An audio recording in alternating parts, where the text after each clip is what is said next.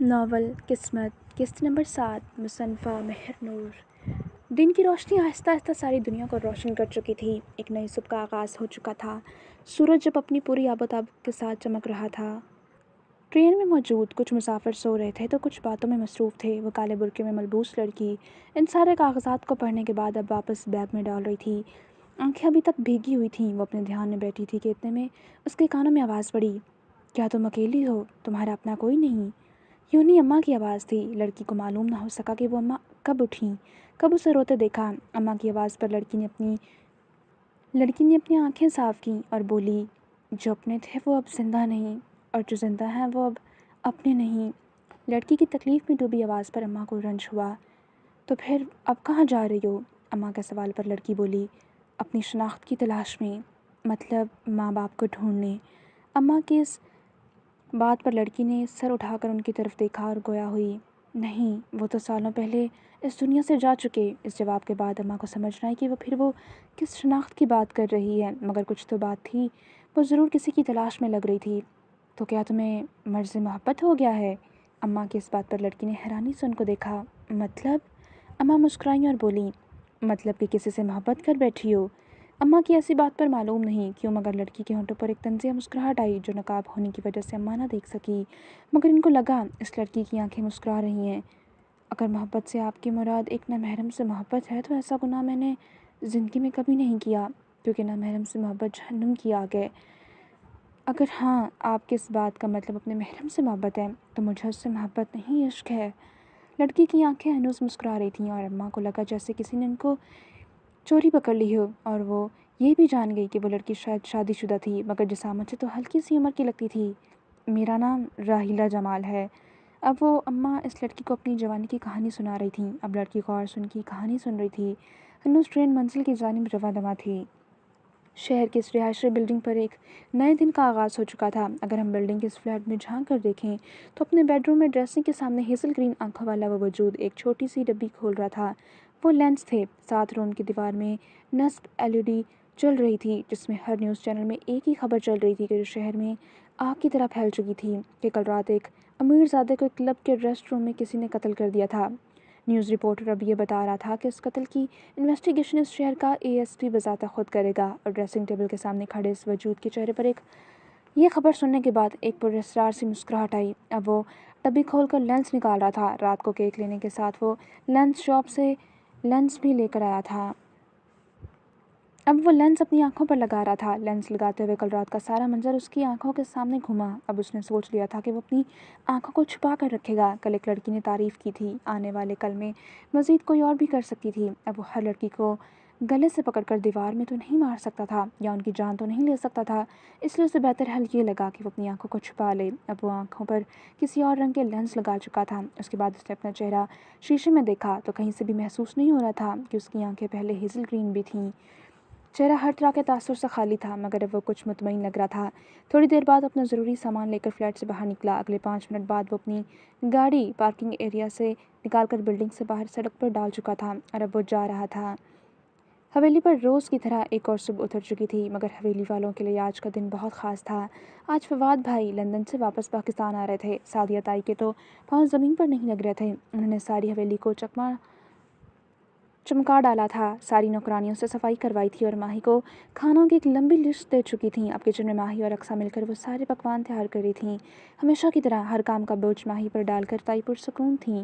تقریباً 12 بجے 3 گاڑیاں حویلی کے پورچ میں آ کر رکیں۔ پہلی گاڑی میں سے ولید بھائی اور چھوٹے تایا باہر نکلے۔ پچھلی گاڑی میں سے فواد خان باہر نکلا۔ اس سے پچھلی گاڑی گارڈ سے بھری ہوئی تھی، بلیک پینٹ پر وائٹ شرٹ پہنے ہوئے، آنکھوں پر اسٹائلش سا چشمہ لگائے ہوئے۔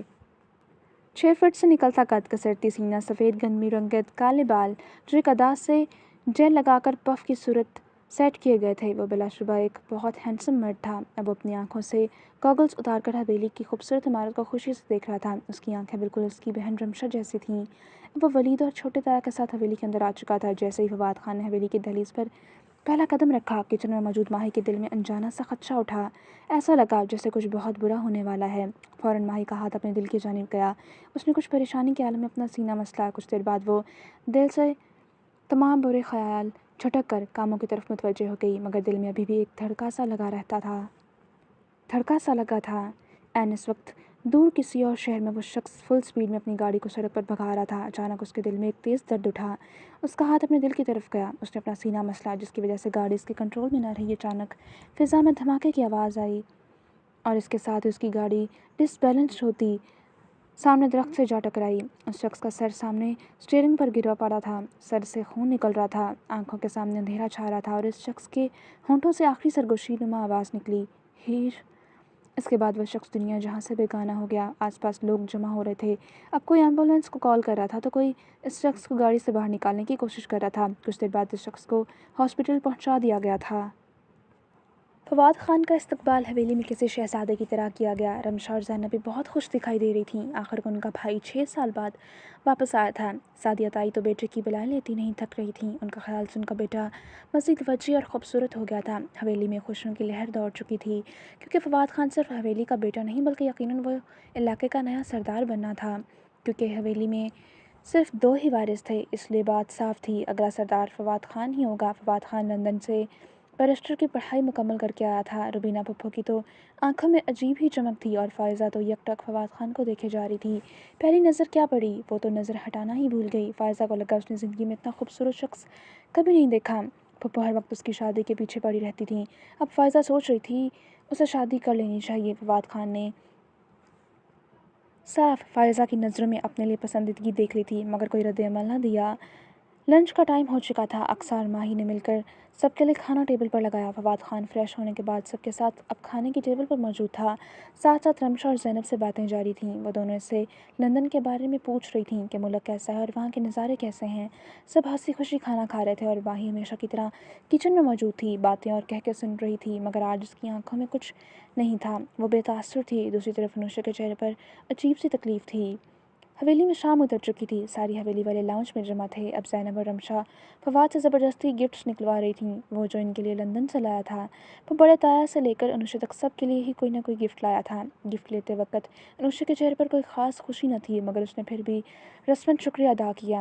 ابھی تک ماہی اور فواد خان کا آمنا سامنا نہیں ہوا تھا۔ اس وقت سارے چائے پیتے تھے، سو ماہی کچن میں چائے بنا رہی تھی۔ کچھ دیر بعد ماہی سر پر اچھے سے دوپٹہ اوڑھے، ٹرے ہاتھ میں پکڑے لاؤنج میں داخل ہوئی اور فواد خان جو زینب کی کسی بات پر مسکرا رہا تھا، اچانک اس کی نظر ٹرے ہاتھ میں پکڑے آتی ہوئی ماہی پر پڑی۔ فواد خان کو اپنی ساری دنیا رکتی محسوس ہوئی۔ ماہی بہت خوبصورت تھی، اس نے اس سے زیادہ خوبصورت لڑکی اپنی زندگی میں نہیں دیکھی تھی۔ وہ لندن میں 6 سال رہ کر آیا تھا، مگر اسے ایسا حسن کہیں دیکھنے کو نہ ملا۔ فائزہ جس کی نگاہ کا مرکز تب سے صرف فواد خان تھا، اس نے فواد خان کی نظروں کو ایک جگہ دیکھ کر اپنی آنکھیں اس کی نظروں کے تعاقب میں گھمائیں تو پتہ چلا فواد خان ماہی کو دیکھ رہا تھا۔ غصے کی ایک تیز لہر فائزہ کے جسم میں دوڑی۔ ماہی نے فواد خان پر ایک نظر بھی نہیں ڈالی۔ جب سب دوپہر کا کھانا کھا رہے تھے تب ماہی کسی کام سے کچن سے نکلی تھی تو اس کی نظر فواد خان پر پڑ چکی تھی، اس لیے وہ اسے دیکھ چکی تھی، مگر اس سے اس وجود سے کوئی خاص فرق نہ پڑا اور سب کو چائے سرو کرنے کے بعد واپس کچن کی طرف چلی گئی۔ اپنی اس قدر بے عزتی پر فواد خان کے جسم میں ایک غصے کی لہر دوڑی۔ وہ فواد خان جس سے کوئی لڑکی چاہ کر بھی اگنور نہیں کر پاتی تھی، اس کی ایک نظر کی خواہش لڑکیوں کو اس کے قدموں میں بچھاتی تھی، اور اس لڑکی نے اسے ایک نظر تک نہ دیکھا۔ اچانک فواد کے ذہن میں یہ بات آئی کہ یہ لڑکی آخر کون تھی؟ کیا وہ حویلی کی ملازمہ تھی؟ حلیہ تو اس کا کچھ ایسا ہی تھا۔ یہ لڑکی کیا حویلی کی کوئی ملازمہ تھی؟ اور وہ زینب سے سوال پوچھ رہا تھا۔ کون؟ زینب جان نہ سکی وہ کس کی بات کر رہا تھا۔ وہی جو ابھی چائے سرو کر کے گئی ہے۔ ان کی باتیں سنتی رمشا تمسخر سے فوراً بولی، آپ ملازمہ ہی سمجھ لیں۔ فواد خان سمجھ نہ سکا کہ اتنے میں انوشا بولی، آپ کو کس اینگل سے وہ اس حویلی کی کوئی نوکرانی لگتی ہے؟ وہ سلیمان چاچو کی بیٹی ہے ماہی، اور اس کا بھی حویلی میں اتنا ہی حق ہے جتنا ابراج خان یا ابرار خان کی بیٹی کا۔ انوشا کا لہجہ غصے سے بھرا تھا۔ وہ باتیں سنا تو فواد کو رہی تھی، مگر طنز رمشا پر کر رہی تھی۔ ماہی کی اس قدر تذلیل پر انوشا کو تو غصہ ہی آ گیا، اس لیے اس کا حق جتانا نہ بھولی۔ فواد کے ذہن میں فوراً سے وہ 14 سال کی بچی آئی۔ اوہ، تو وہ ماہی تھی، اس کی کزن، جو اب جوان ہونے کے ساتھ پہلے سے زیادہ خوبصورت بھی ہو گئی تھی۔ اچانک فواد کے ذہن میں ایک ماضی کا جملہ گونجا، خبردار اگر دوبارہ کبھی میری ہیر کی طرف آنکھ اٹھا کر بھی دیکھا تو اب کی بات صرف تمہارا سر پھوڑا ہے، اگلی بار تمہیں دنیا سے ہی آؤٹ کر دوں گا۔ یہ جملہ یاد آتے ہی فواد کے ہونٹوں پر ایک طنزیہ مسکراہٹ رنگ گئی۔ اب یہ بدلہ لینے کا وقت تھا۔ اوہ ہیر کے محافظ، اب تو تمہارا اس حویلی میں نام و نشان بھی نہیں ہے۔ اب تمہاری ہیر کو میری پہنچ سے کون بچائے گا؟ اس کے ساتھ اس کی آنکھوں میں ایک کمینی چمک آئی۔ माही अपनी किस्मत से बेखबर किचन में रात का खाना तैयार कर रही थी। अनुषा की बात पर अनुषा ने हूँ कहकर सर झटका, जैसे उसे कोई फ़र्क ही ना पड़ा हो। अब फवाद अनुषा की जाने मुतवज्जे हुआ। वो सब छोड़ो गुड़िया, ये बताओ तुम आजकल क्या कर रही हो? सुना है पेंटिंग का शौक है तुम्हें। अनुषा तो लफ्ज़ गुड़िया पर ही साकत रह गई। बाकी फवाद ने क्या कहा उसने सुना ही कहा था। अचानक उसके कानों में एक आवाज़ गूंजी, अगर तुम्हें मेरे अलावा कोई और गुड़िया कहे तो तुम्हें कैसा लगेगा? तुम्हें मेरे अलावा कोई और? ये आवाज़ें बार बार उसके कानों में पड़ रही थीं। मुझे बहुत गुस्सा आएगा, गुस्सा आएगा, गुस्सा। इसके बाद अब अनुष्य को अपनी आवाज़ अपने कानों में गूंजती हुई महसूस हुई। वो एक झटके से उठ खड़ी हुई। Shut up, just shut up. आपकी हिम्मत कैसे है मुझे गुड़िया कहने की? नहीं हूँ मैं आपकी गुड़िया, मैं सिर्फ एक शख्स की गुड़िया हूँ, समझे आप? वो चीख उठी। उसकी इस कदर गुस्से और गरजदार आवाज़ को सुनकर सारे लाउंज में सकूत छा गया। उसकी धार किचन में माही ने भी सुनी और तकलीफ से माही की आंखें लाल हो गईं। फवाद तो इसके इस कदर सख्त रद्द-ए-अमल से हक्का बक्का ही रह गया और वलीद को दुख हुआ। वो बिना एक लम्हा ज़ाया किए सीढ़ियों की तरफ भागी और अपने कमरे में आकर खुद को बंद कर लिया और बेड पर गिरने के ऐसे अंदाज में बैठी और फूट फूट कर रो पड़ी। पीछे सब अभी तक सकते की कैफियत में बैठे थे। बड़ी ताई फवाद से गोया हुई, बेटा गुस्सा मत करना, असल में जब से कोई गुड़िया कहते तो वो ऐसा ही रिएक्ट करती है। वो अभी तक अपने माजी से निकल नहीं पाई। एक बार वलीद ने भी कह दिया था तो वो ऐसे ही गुस्से में बोली थी और तुम उसकी गलती समझकर माफ़ कर देना। ताई शायद फवाद का दिल अनुषा की तरफ से साफ कर रही थी। अपनी इस कदर बेइज्जती पर फवाद खान को गुस्सा तो बहुत आया, मगर वो बज़ाहिर मुस्कुराकर बात समझकर सर हिला गया। ताई भी मुतमईन होती हुई सर हिला गई। फवाद खान सोच रहा था कि ऐसा क्या था इस शख्स में कि हवेली की दो लड़कियां अभी तक उसका गम दिल पर लेकर बैठी थीं। खैर, हवेली पर रात उतर आई थी। खाना खाने के बाद सब अपने कमरों में जा चुके थे। ये एक नीम अंधेर कमरे का मंजर था। कमरे में हल्की सी रोशनी थी, इसलिए कुछ भी ठीक से वाज़े न था। इतने में कमरे के दरो दीवार में एक मर्दाना आवाज़ गूंजी, दोनों भाइयों की जायदाद इस लड़की के नाम पर है, हमें किसी भी तरह बस वह हासिल करनी है। अब के एक दूसरी मर्दाना आवाज़ गूंजी, ये इतना आसान नहीं है। वसीयत में साफ तौर पर लिखा है कि इसकी इस सालगिरह पर तमाम जायदाद इस लड़की के नाम तो हो चुकी है, मगर वो जायदाद सिर्फ अपने शौहर के नाम कर सकती है। और अगर उसका शौहर मर जाए या कुछ भी ऐसा हो कि वो मंजर-ए-आम पर ना आए तो वो सारी जायदाद लड़की के नाम जाने के बजाय ट्रस्ट में चली जाएगी। अब की एक तीसरी निस्वानी आवाज़ गूंजी, तो अब हम क्या करेंगे? शादी, एक लफ्ज़ी जवाब आया। आपके कमरे में मौजूद बाकी दोनों वजूद चौंक गए। तुम्हारा दिमाग तो नहीं ख़राब हो गया? ये क्या बोल रहे हो? आपकी निस्वानी आवाज़ में गुस्सा भी शामिल था। हाँ, अगर जायदाद चाहिए तो उसका शौहर तो बनना पड़ेगा, मगर ये नामुमकिन है। अब के सबसे पहली मर्दाना आवाज़ गूंजी, नामुमकिन कुछ नहीं होता, कुछ भी पाने के लिए थोड़ी मेहनत तो करनी पड़ती है। ये दूसरी मर्दाना आवाज़ थी, मगर ये वाकई नामुमकिन है। वो तो किसी इससे पहले निस्वानी आवाज़ अपनी बात पूरी करती, दूसरी मर्दाना आवाज़ ने उसकी बात काट दी। ओह कम ऑन, किसी के पास कोई सबूत नहीं है। जब सबूत ही नहीं है तो वो साबित कैसे करेगी? इसलिए फ़ैसला हो चुका। अब उसकी आवाज़ में एक कमीनी खुशश शामिल थी। ये करोगे कैसे? औरत पूछ रही थी। ज़्यादा कुछ करने की ज़रूरत नहीं, बस उसे मोहब्बत के जाल में फंसाना पड़ेगा। वो शैतानी मुस्कुराहट लिए बोला, नामुमकिन, वो इस शिकंजे में कभी नहीं आएगी। अब के पहले मर्द ने कहा, कहीं आपके अंदर गैरत का खून तो नहीं जोश मार रहा? दूसरे मर्द ने तंज किया, लेकिन एक बात का ध्यान रखना, उसे जाल में फंसाते वक्त खुद उसके जाल में ना फंस जाना। याद रखना, तुम्हारी शादी मैं अपनी पसंद की लड़की से करूँगी और मैंने लड़की ढूंढ ली है। अब की औरत बोली तो दूसरे आदमी ने तमस्खर से कहा, कोई बात नहीं, दो शादियां जायज़ हैं। उसके साथ उसका कहका पूरे कमरे में गूंजा, तुम्हें बस सिर्फ उससे शादी करनी है, सारी जायदाद अपने नाम लगवानी है और तलाक देकर फारिग करना है। अब वो औरत कह रही थी, ठीक है। अब वो दूसरा मर्द बोला।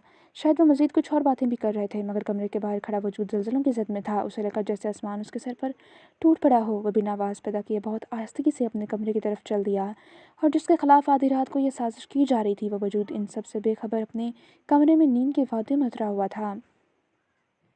ये एक नीम अंधेर कमरे का मंजर था। कमरे में हल्की सी रोशनी थी, इसलिए कुछ भी ठीक से वाज़े न था।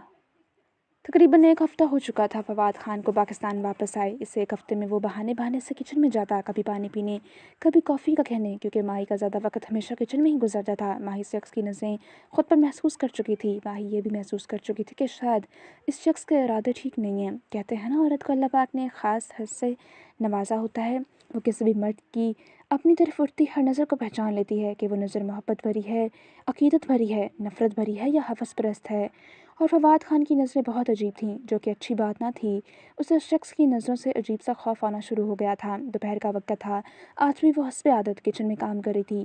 فواد لاؤنج میں خالی دے کر کچن میں آیا۔ ماہی اپنے دھیان کام میں مصروف تھی۔ اس نے فریج سے پانی نکالا اور غلیظ نظروں سے ماہی کا سرتا پیر جائزہ لینے لگا۔ اچانک ماہی کو اپنی پشت پر کسی کی نظروں کا تپش محسوس ہوئی۔ اس کے ساتھ ہی ماہی کے جسم میں خوف کی ایک لہر دوڑ گئی۔ وہ کچن میں اس وقت اکیلی تھی، نہ اقصیٰ تھی، نہ ہی کوئی اور ملازمہ۔ دوپٹہ ہمیشہ کی طرح حجاب سٹائل میں سر پر تھا۔ Hello dear cousin. فواد کی آواز بالکل ماہی کو اپنی کمر پر محسوس ہوئی۔ وہ یقیناً اس کے پیچھے بہت قریب کھڑا تھا۔ خوف سے ماہی کے جسم کی ہڈی میں سنسناہٹ دوڑ گئی۔ اس نے دل میں خدا سے اپنی حفاظت کی دعا کی اور ایک جھٹکے سے دائیں طرف سائڈ سے نکلی اور دور کھڑی ہو گئی۔ فواد اس کی اس قدر تیزی پر حیران اور اس حرکت پر اندر تک جل گیا، مگر بظاہر مسکرا کر بولا، کیا تم بولتی نہیں ہو؟ کم سے کم میرے ہائے کا ہی جواب دے دیتی۔ وہ جب سے آیا تھا اس نے ماہی کو بولتے ہوئے نہیں دیکھا تھا، نہ ہی اس کی آواز سنی تھی۔ اس سے پہلے کہ دوبارہ ماہی کی طرف قدم بڑھاتا، ماہی بولی، آپ کو کچھ چاہیے تھا فواد بھائی؟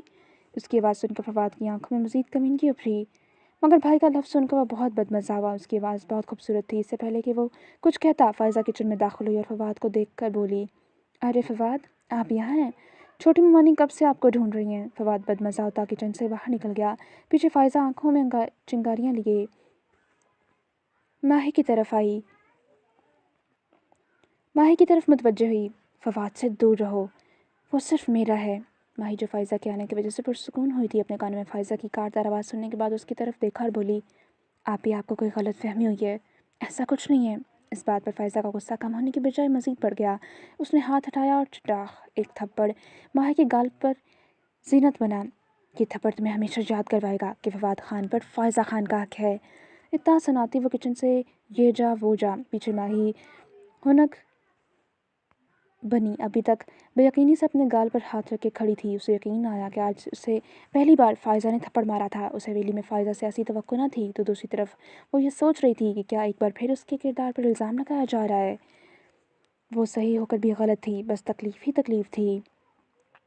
یہ رات کا وقت تھا، حویلی پر رات اتر آئی تھی۔ تائی نے اسے کسی کام سے سب سے اوپر والی منزل کے اسٹور روم میں بھیجا تھا۔ 3 گھنٹے وہ رات کے اس پیر اسٹور روم میں پانی نکال رہی تھی، کیونکہ پچھلی رات بارش ہوئی تھی، جس وجہ سے وہ اسٹور پانی سے بھر گیا تھا۔ یہ اس کی ڈیوٹی تھی۔ کام مکمل کر کے وہ لوٹ رہی تھی کہ اس نے سیڑھیوں سے تیسرے فلور کے ایک کمرے سے ایک وجود کو نکلتے دیکھا، اور وہ نیچے دوسرے فلور کی جانب جا رہا تھا۔ وہ ماہی کی موجودگی سے بے خبر، مگر ماہی کو اپنے سر پر اس حویلی کی ساری عمارت گرتی ہوئی محسوس ہوئی۔ وہ اپنی جگہ ساکت رہ گئی تھی۔ اسے لگا وہ مزید اپنے پیروں پر کھڑی نہیں ہو سکے گی۔ یہ کیا دیکھ چکی وہ بہت مشکل سے اپنے ہوش و حواس قابو کرتی نیچے گئی۔ اس شخص کو ایکسیڈنٹ کے بعد ہاسپٹل لے جایا گیا تھا۔ اسے بہت زیادہ گہری چوٹیں نہیں آئی تھیں۔ آتی بھی کیسے؟ میلوں دور گاؤں کی اس حویلی میں بیٹھی ہوئی وہ لڑکی اس کی لمبی عمر کے لیے ہر روز دعا گو رہتی تھی۔ وہ شاید خدا نے اس کی دعا قبول کر لی تھی، اس لیے وہ اب ڈسچارج ہو کر اپنے فلیٹ واپس آ چکا تھا۔ رات کا آخری پہر ڈھل رہا تھا۔ اس وقت وہ اپنے کمرے میں بیڈ پر لیٹا نیند میں شاید دوبارہ کوئی خواب دیکھ رہا تھا۔ اس کے چہرے پر اضطراب تھا، ہونٹ ہل رہے تھے، وہ بار بار شاید کسی کو پکار رہا تھا۔ اب کی بار ایک چیخ نما آواز اس کے ہونٹ سے برآمد ہوئی، ہیر! اور وہ ایک جھٹکے سے اٹھ کر بیٹھ گیا، لمبے لمبے سانس لے کر خود کو پرسکون کرنے لگا۔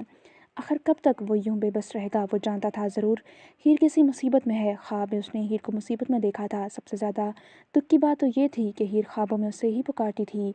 کیا ہیر اسے یاد کرتی تھی؟ کیا ہیر خوابوں کے ذریعے اسے اپنے پاس بلا رہی تھی؟ کیا اسے ہیر کے پاس لوٹ جانا چاہیے تھا؟ اس کا بس چلتا تو وہ سالوں پہلے ہی لوٹ چکا ہوتا، مگر وہ وعدہ آج تک اس کے پیر کی زنجیر بنا ہوا تھا۔ اس کا دماغ اس وقت پھٹنے کے قریب تھا۔ وہ اٹھا، وضو کر کے تہجد کی نماز ادا کی اور ہمیشہ کی طرح ہیر کی حفاظت کی دعا کی۔ پتہ نہیں یہ قسمت اسے کس موڑ پر لا کر کھڑا کر چکی تھی، جس میں نہ وہ آگے بڑھ سکتا تھا، نہ پیچھے لوٹ سکتا تھا۔ اور وہ دوبارہ بیڈ پر لیٹا آنکھیں بند کیے سونے کی کوشش کر رہا تھا، مگر اس طرح کے خواب دیکھنے کے بعد اسے کہاں نیند آتی تھی۔ باہر رات اپنے آخری پہروں پر تھی۔ جاری ہے۔